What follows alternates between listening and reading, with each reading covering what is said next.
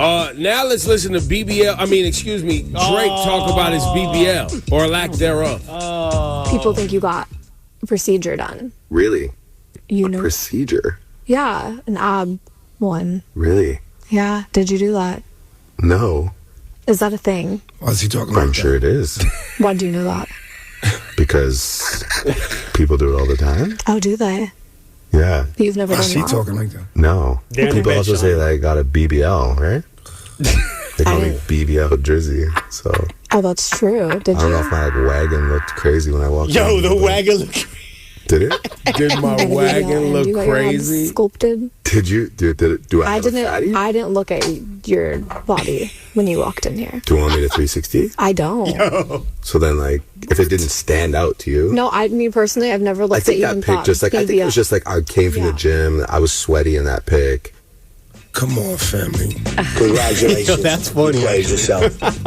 Now, Johnny's like, why is he talking like that? Yeah. but that's why. Listen, that was the whole congrats. The whole congrats is, why are you laying in the bed with a girl? Nothing to worry about.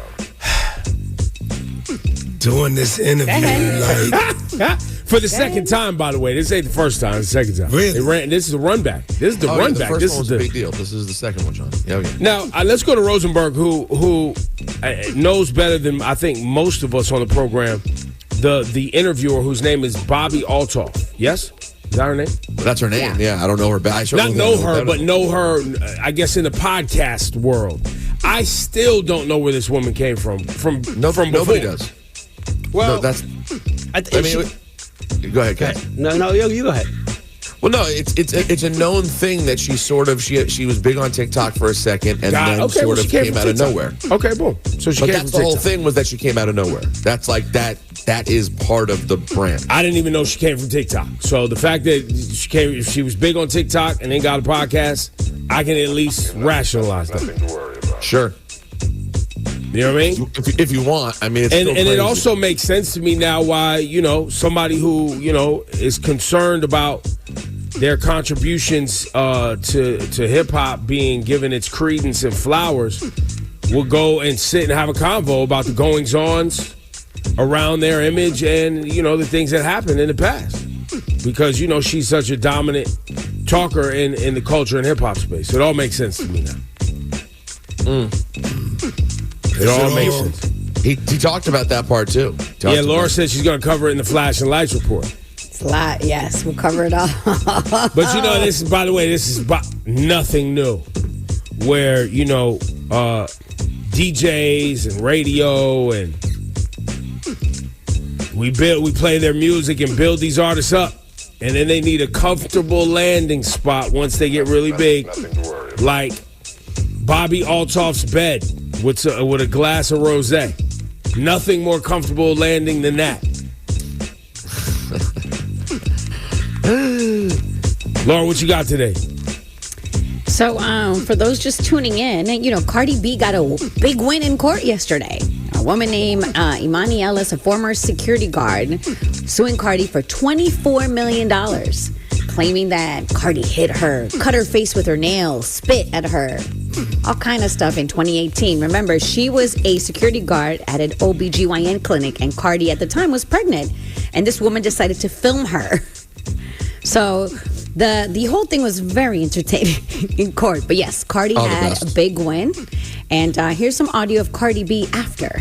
I did not touch that woman. I did not touch that girl. I didn't lay my hands on that girl. This time around, I'm going to be nice. The next person that try to do a frivolous lawsuit against me, I'm going to countersue. And I'm going to make you pay. Because this is not okay. I think people have like this misinterpretations of celebrities. Like, it's like, oh, well, we can ask for this and they're going to settle. You don't work at home and you don't work all day and you don't work for your money to give out your money. So don't ever think that I'm just going to give you my money that I work hard for. I don't lay in bed all day. I work all day, and I work hard for my money, for my kids, and for people I take care of. So don't you ever think that you're gonna sue me and I'm just gonna settle and just give me my money. It's not gonna happen. I do also want fans at home, though, not to find their social media, her family's social media, her social media, and bother her. I hope that this is something that I leave behind, that she leave behind. Don't go bother her. Don't be talking about her. Don't be talking about how she look. Don't call her no nasty names. Let's just put this behind. But I'm giving a warning. I am not that celeb that you're gonna sue and you think it's gonna settle. I'm not gonna settle, especially when I'm super completely innocent. I know I got a little reputation, but I swear to God I'm innocent. I swear to God, like this, like I'm really innocent for real. All right, we believe you. Wrap it up. Her lawyer's like, enough. If you think you're gonna come after Cardi for any rando incident made up, Cardi is not playing with you, and she's gonna give you one of these. Congratulations, you played yourself. What was the lady she sued and won before this? Tasha K. Yeah, she won that, right? And won, yes. I mean, she's been pretty victorious when it comes to all these lawsuits. Like, yeah.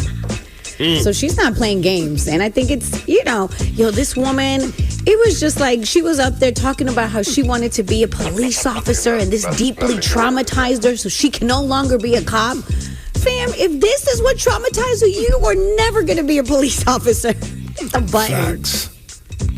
Good for Congratulations, you played yourself. Rosenberg, what you got today?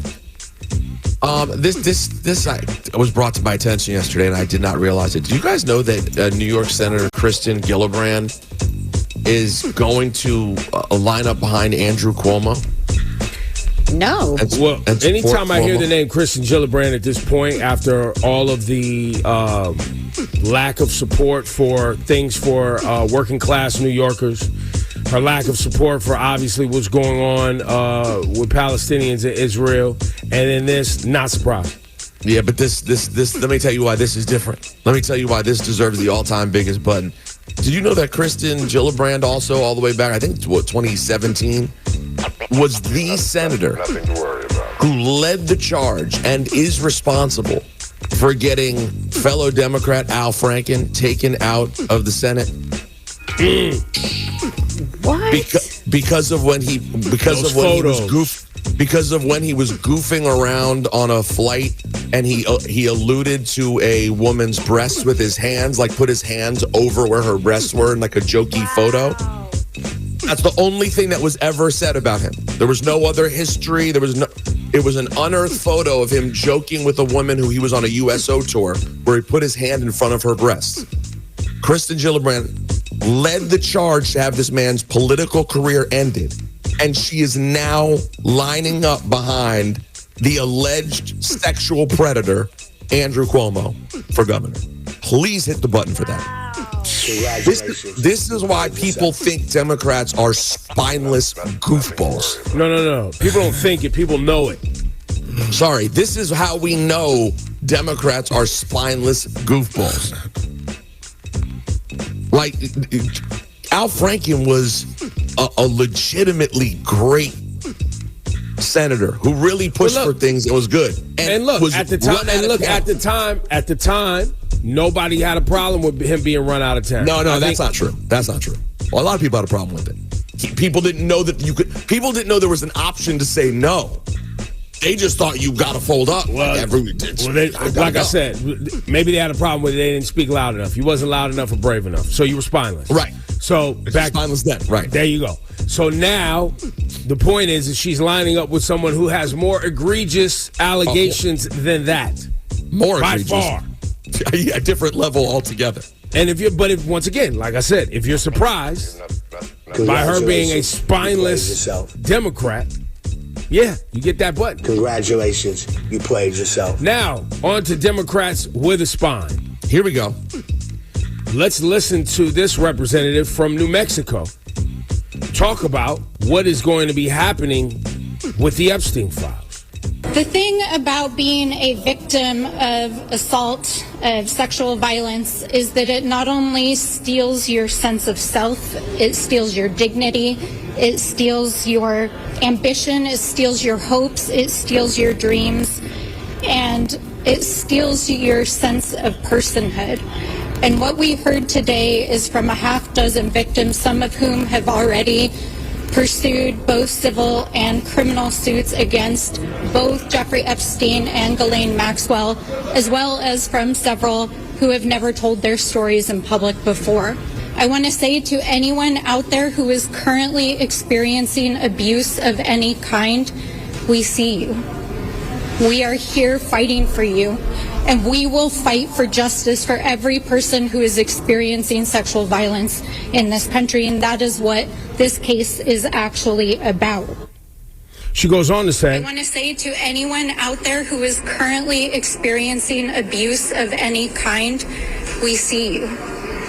We are here fighting for you, and we will fight for justice for every person who is experiencing sexual violence in this country, and that is what this case is actually about. But I want to be clear that what we heard today is a cover-up. And it is a cover-up of epic proportions, a cover-up involving the United States government, the justice system, rich and powerful individuals, a cover-up potentially involving foreign countries and foreign actors. And yes, here today in this House, as our colleagues are up in the House chamber in the Rules Committee, a cover-up by the Republicans in this chamber. Because as you will find out in the coming days and weeks, this goes all the way to the top. So let's be clear about that. There has been a systemic failure of the justice system for decades. A systemic failure to hold people who are powerful and have money to account, and that has allowed not just hundreds but potentially thousands of women, not only in the United States but around the world, to be bought, sold, and trafficked for sex, not only by Jeffrey Epstein but by his associates and his rich and powerful friends. And as these stories come forward, whether they're stories that have already been told, there's stories in those FBI files that have not been released by the Department of Justice and which they must release because of the subpoena, or whether they are stories of victims that have not yet come forward, we will hold you all accountable for this miscarriage of justice, for the abuse of these women and the abuse of this institution to try to cover it up. so let's see now. Yeah, let's see. But for anybody that thought this Epstein thing was going away because they went on break, I got a button for you. Congratulations, you played yourself.